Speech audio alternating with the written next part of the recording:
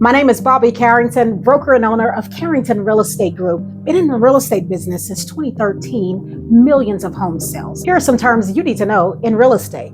Pre-approval. A pre-approval letter is confirmation telling the buyer how much they can spend. A pre-approval is different than pre-qualification. Typically, your pre-approvals will give you details around the buyer's ability to purchase, the verification of employment, verification of income and assets, and liabilities, if you will. So pre-approval is certainly something that a buyer wants to have before shopping for a home. Representation agreement. Your buyer representation agreement allows for the agent that you're hiring to represent your best interest. You want to have a representation agreement signed by all parties involved in the real estate transaction. It even will spell out the term in which the agent will serve, and the buyer will work with the agency that they're hiring. The representation agreement will also tell you what is the agreed upon rate or compensation that the agency is being paid to serve the buyer.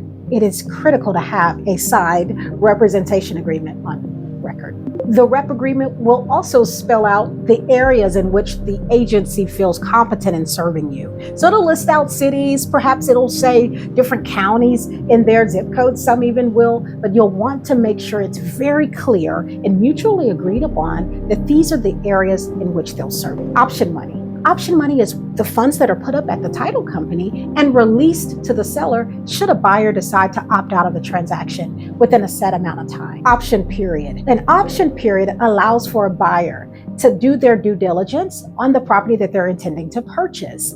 For this option period, which could be any amount of days, it's all negotiable, but let's call it 5 days, you put up money for that time. So if you choose as a buyer, the buyer chooses to opt out of the transaction, the money that they've placed at title is gone. Should they decide to proceed towards closing, of course, you'll likely see a credit back at closing for the option money that you've put up. So the option period is a set amount of days allowed to the borrower to perform their due diligence on the property they're interested in. Earnest money. It's an amount of money that you give in good faith when purchasing a home. Typically, a seller is looking for earnest money to be around 1% of the purchase price. However, more is great. So definitely look at the purchase amount. Consider how much earnest money you're placing on the table for this transaction and know that it can be credited towards your cost at closing. Inspection. An inspection is an evaluation of the property's condition. Typically, buyers will hire a third-party inspector to come in for 3 to 5 hours and check the mechanics of the property. So the inspection is necessary for buyers to ensure they're doing their due diligence, added due diligence on the property that they're intending to buy.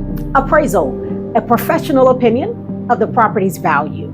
Typically, this is paid for by the borrower, the buyer, and the lender, if there is one, will take charge in hiring this third-party unbiased appraiser to come out and assess the property. Whatever opinion the appraiser offers to the lender, that's what the buyer is eligible to lend on. Whereas your inspection is looking throughout the home and at the mechanics and the functionality of the property, that's their function. The appraiser's job is to come and assess the value overall and compare it to the neighbors to be able to determine their overall opinion of what it's worth. Now, these are just a few of many terms that you'll hear throughout a real estate transaction. I trust that this was helpful. Hit subscribe if you'd like to hear more information like this.